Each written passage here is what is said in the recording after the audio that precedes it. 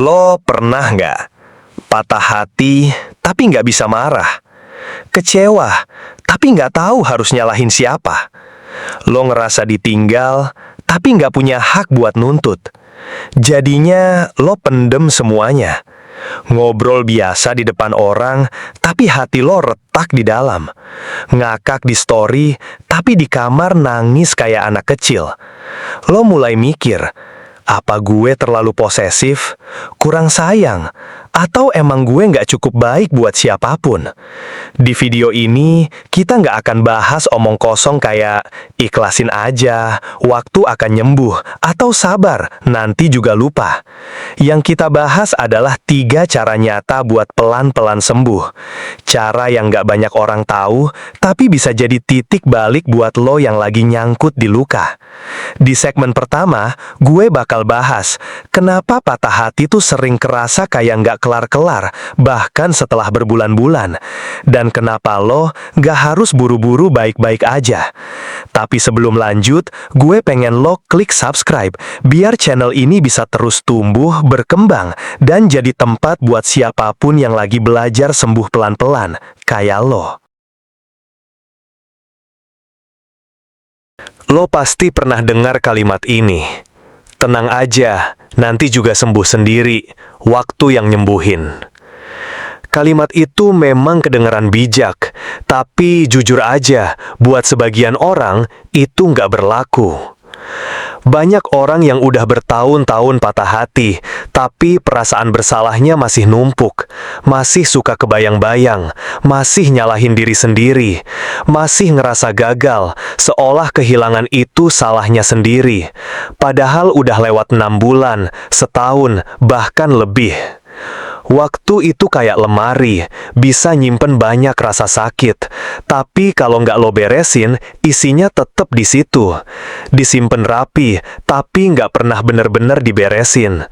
Kadang lo bukan nggak move on, lo cuma nggak pernah ngasih ruang buat diri lo sendiri, ngerasain, memahami, dan nyembuhin luka itu. Banyak orang terlalu fokus pengen cepet-cepet sembuh, sampai lupa ngasih waktu buat ngerasain sakitnya. Akhirnya, yang sembuh bukan lukanya, tapi cuma cara nutupinnya aja. Di segmen selanjutnya, gue bakal bahas kenapa nahan sakit justru bikin proses healing lo makin lama, dan gimana caranya mulai pelan-pelan ngasih ruang buat rasa itu keluar dengan sehat. Dari kecil, kita sering diajarin untuk tahan air mata. Jangan cengeng, lo harus kuat. Udah, lupain aja, nggak penting. Akhirnya, kita tumbuh jadi orang yang jago banget pura-pura. Pura-pura senyum, pura-pura gak apa-apa. Padahal, dalam hati udah hancur berantakan. Tapi tahu gak sih, semakin lo tahan rasa sakit itu, semakin dia ngendap, bukan hilang, cuma ngumpat. Dan rasa sakit yang ngumpet itu bisa muncul tiba-tiba. Lewat mimpi, lewat overthinking tengah malam, lewat ledakan emosi kecil yang lo sendiri gak ngerti asalnya dari mana. Healing itu bukan soal seberapa kuat lo nahan tangis, tapi seberapa jujur lo sama diri sendiri. Nangis bukan kelemahan, itu bukti lo masih manusia, masih punya hati. Dan gak apa-apa kalau sekarang lo masih ngerasa lemah. Yang salah itu bukan rasa sakitnya, tapi ketika lo terus nyuruh diri lo buat pura-pura sembuh. Oke, di segmen selanjutnya, kita bakal bahas teknik pertama yang bisa lo cobain. Self-compassion journaling, metode simple tapi dalam, buat lo ngobrol sama rasa sakit tanpa harus takut dihukum atau dihakimi. Kadang yang kita butuhin itu bukan motivasi, tapi pelukan, walaupun cuma dari diri sendiri. Dan itu bisa lo mulai lewat teknik self-compassion journaling. Bukan nulis diary alay kayak zaman SMP ya. Bukan juga sekedar curhat tentang mantan. Ini tentang ngasih ruang buat lo dengerin isi kepala lo, tanpa ngehakimi, tanpa ngebandingin, tanpa buru-buru bilang gue harus kuat. Lo bisa mulai dari 3 pertanyaan ini. 1. Apa yang lagi gue rasain sekarang? Tulis jujur, bahkan kalau itu rasa malu, marah, atau kecewa sama diri sendiri. 2. Apa yang gue butuhin dari diri gue hari ini? Kadang lo cuma butuh istirahat, atau sekedar bilang gue ngerti lo capek. 3. Kalau temen gue ngerasain ini, apa yang bakal gue bilang ke dia? Nah, sekarang coba kasih kalimat itu ke diri lo sendiri. Ini bukan soal hasil tulisannya bagus atau enggak. Ini soal lo hadir buat diri lo, tanpa topeng, tanpa tuntutan.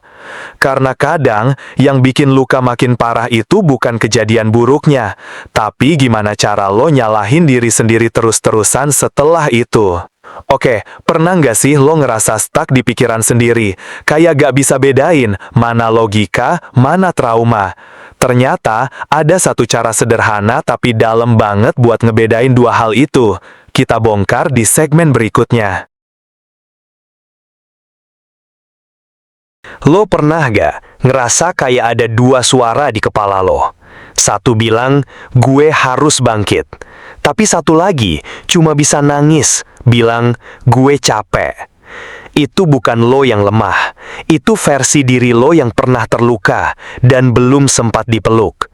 Makanya, teknik ini penting banget, ngobrol sama versi diri lo yang lagi ngerasa hancur. Bayangin, lo duduk berhadapan sama versi lo yang dulu, yang lagi patah hati, ditinggal, disakiti. Lo lihat matanya yang sembab, bahunya turun, dan tatapannya kosong. Terus lo tanya pelan, lo kenapa? Dan biarin dia cerita, tanpa lo potong, tanpa lo sok nasehatin. Setelah itu, lo jawab dia, seperti lo lagi nenangin orang yang paling lo sayang. Bukan dengan kalimat motivasi basi, tapi dengan empati. Misalnya, gue tahu lo ngerasa gak cukup, tapi gue di sini sekarang, dan gue gak ninggalin lo. Proses ini mungkin bikin lo nangis bro, tapi itu tangis yang ngelepasin, bukan nyiksa diri, tapi nyambungin lagi hubungan lo sama diri lo sendiri. Soalnya, seringkali kita pengen disembuhin orang lain, padahal bagian dari diri kita sendiri aja belum kita dengerin. Tapi, gimana caranya bedain antara suara luka dan suara logika? Gimana kalau ternyata yang kita anggap realistis justru datang dari trauma? Di segmen berikutnya, kita bakal ngebongkar itu bareng. Salah satu hal paling susah saat lo lagi patah hati adalah ngebedain mana yang emang realita dan mana yang sebenarnya cuma suara trauma yang belum kelar. Misalnya nih, lo kenalan sama orang baru, terus dia agak slow respon. Otak lo langsung bilang, dia pasti nggak tertarik, gue nggak layak dicintai, pasti gue terlalu lebay. Padahal bisa aja dia emang lagi sibuk, tapi karena luka lama lo belum sembuh, lo jadi narik kesimpulan negatif lebih dulu. Dan lo percaya penuh sama kesimpulan itu. Padahal itu bukan fakta bro, itu filter luka. Teknik ini ngajarin lo buat pause. Setiap kali lo punya pikiran nyakitin diri sendiri, lo tanya dulu, ini fakta atau asumsi? Ini reaksi logis atau respons dari trauma masa lalu gue? Lo bisa tulis 2 kolom di jurnal. Apa yang gue pikirin sekarang? Apa buktinya ini benar? Apa buktinya ini cuma ketakutan? Jujur, ini nggak gampang. Kadang jawabannya kabur. Tapi makin sering lo nanya, makin tajam intuisi lo. Lo jadi bisa bedain suara batin yang ngejaga dan suara trauma yang ngehukum. Oke, tapi setelah semua teknik ini, pertanyaan besar masih nempel. Setelah lo mulai sembuh, terus lo mau kemana? Lo mau ngarahin hidup lo kemana setelah semua ini? Jawaban itu kita gali bareng di segmen terakhir.